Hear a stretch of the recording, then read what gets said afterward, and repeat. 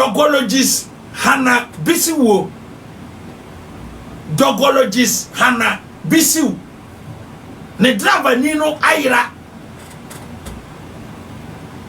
Ya china kwa security asweya. Driver nino abusuafo ahwehwe na yenya no. Enti asema aba Ghana no. Ne driver nino ya chino akwa one of the security agencies asweye.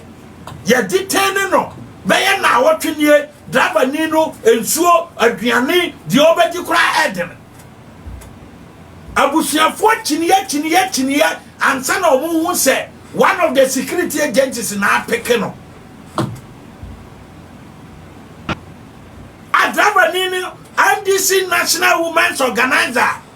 Osaniye Chief Executive Officer Minerals Investment Fund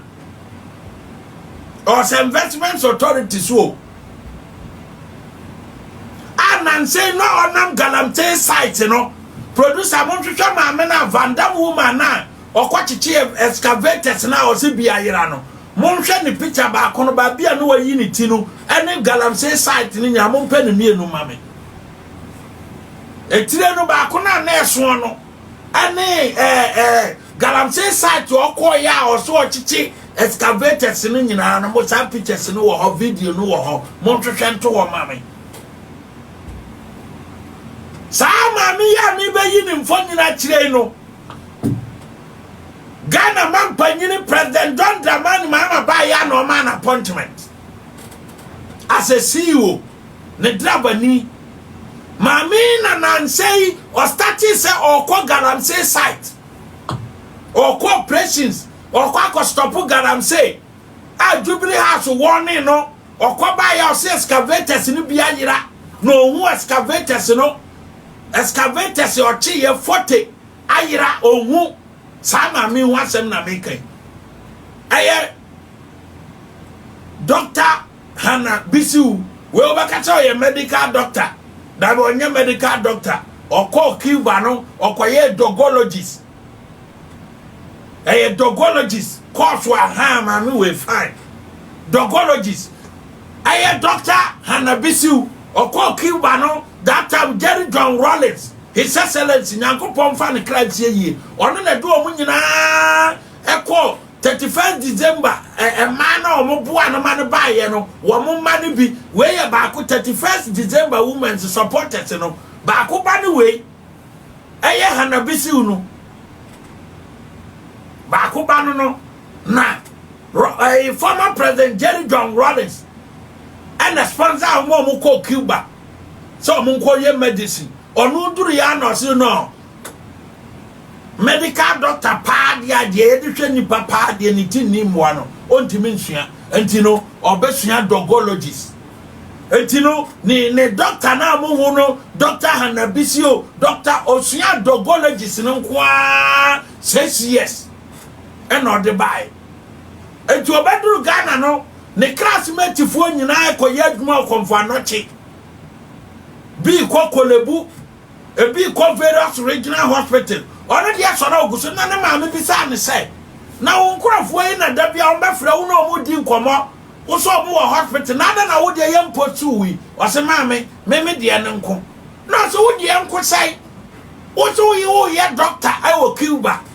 na wo de nko ne de ba asema wo classmate fo befra me ti se mo kasa oso hospital o ye adwuma obi obefra wo no we wa ha ebinu wo Cuba ha wo mo de ka ho se wo mbesom ho wo mo magana enti wo no mo di nkwama mete na da na wo de oba Ghana ogutu tifie na hospital onko ye adwuma nyiska o se amimi doctor nko o mo hwehwe mu a sa wo mo no ye pure medicine ebe wo ni papa ne no ye dogologist kwana obefa so awo nkraman panie in fact dogologist say obi a wasua nkraman wade saa nya wunim de eno ne afre no dogologist obi mo pa mo nsechi hwe sameboa dogologist obi a ya train ne say o ma kan nkraman no o ye dogologist Facebook one obi say o se nya saa na tie masa book a ya sua no mo mpe ba bi ntena o na mo 2x4 school na mo koyo me ka sem sa de ne ye dogologist a wo se ye ni bibi a friend dogologist na wo go school wo go school me ka sem a be challenge him say ye ni bibi a friend dogologist oni mo ngoma pe oba bitina ka say wonte dade a fine na ka say ni bibi sa de a ne che say wo ngoma tosini ye wo dogologist wo ho ya course ebi no no koye na sama mi yi na president Mahama appointing no mo hwehwe video no ko Galamsey side no mo fanto so mame Galamsey side video no sama mi yo that way ana ne driver ni ya friend of Clement Ofori Ado wa yira be na wotwene na me ba be kan ye ntia allegedly abrantia na yira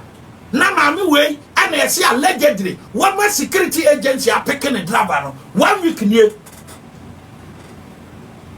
I said Galamsey video producers multiple because last week here you shoot video. A do fear that you call for video be a check. Mama and Casa hobby anyway. Yes. Only near Fatun China and Fan Kamasem, they do fear that you call video a moment channel. Yes, ni certificate ye kitani ye dogologist. And krama unim die, obi o won krama unim die bia no, o ye dogologist. Enti ye wura Mahama paw no say, onko hwe saa mineral hwan fund no, o na ye CEO ho, na wate asim, na okọ Galamsey side. Na allegedly, ni enti ane driver ni ye hu no, na omo se maame wei and I'm a security agencies be a China no and say allegedly driver Nino and Eka allegedly and no can be na trouble MP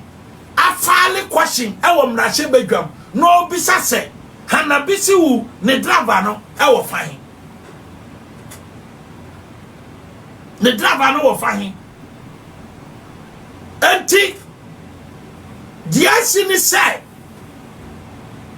the omo allergy amaye tini say ebra mo ko Galamsey side no ma menichi excavator biana na allegedly waji 2 excavator ba ku biano waji 200,000 wa want 200,000 no o se ma chew ni ekosi ye allegedly e wo forest mu wono no enti one ne driver ni no ne koye na allegedly driver ni kire akwakodi nkomo a kire housemaid say ade a ma me de me fast one anye me no na operations fiewura swame ahodo allegedly be say 10 ye baba na sika yemma ye baba dura ma me ne ma sika ne bi anti driver ni mate ni di nkomo maid ma me ni maid ni di nkomo wo fie no ana maid no record driver ni no driver ni so bo maid na ma ne say owo video recording say ma me ni diska ma o di gu allegedly o di gu fie wura so ame mu no mo ko bia eto da bia o ba fie wura so ame no wo manya sika kora no wo mutimi nya bia 5 ni nyina sika yema because excavator ba ku bia o mo tia uni 200,000 ma me no e de beko enti wa wo betua 200,000 no na hana bisi wu allegedly no wa release excavator na ma sa wo mo kwa o ma driver ni bi driver ni wo video so ma me ni di diska no edugu ka mu lankurisa boot na o maje enti wo makọ ba ko wo makọ mienu wo makọ aba wo mo sia driver ni ba bedura o se ko no ano no sabosu me betua o mani bi ana driver no ma me ni fie o koye no oni maid ni ye free na oni maid ni di nkomo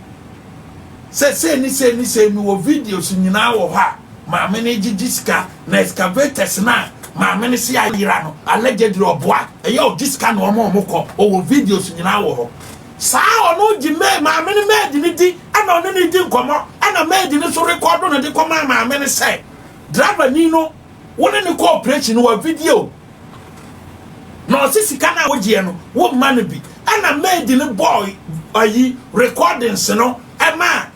Hanabisi utiye adia chen ya no padraba nini betu ka no oduru ye na police fo aye fie ho ma e no ma peke no omo di na chem over a week nie eno ne ka ho bia trobu ampi honorable gloria owusu afale kwashe ye twetwem ye kan ya ban ne beka because ye ti krama ana Victoria Hama ne driver e record no President John Dramani Mahama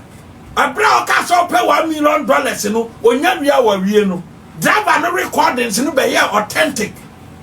enti nay ma ayi Hanabisi wo allegedly no officer sa nyema ne ba bonten a ne police betima bon enti o the security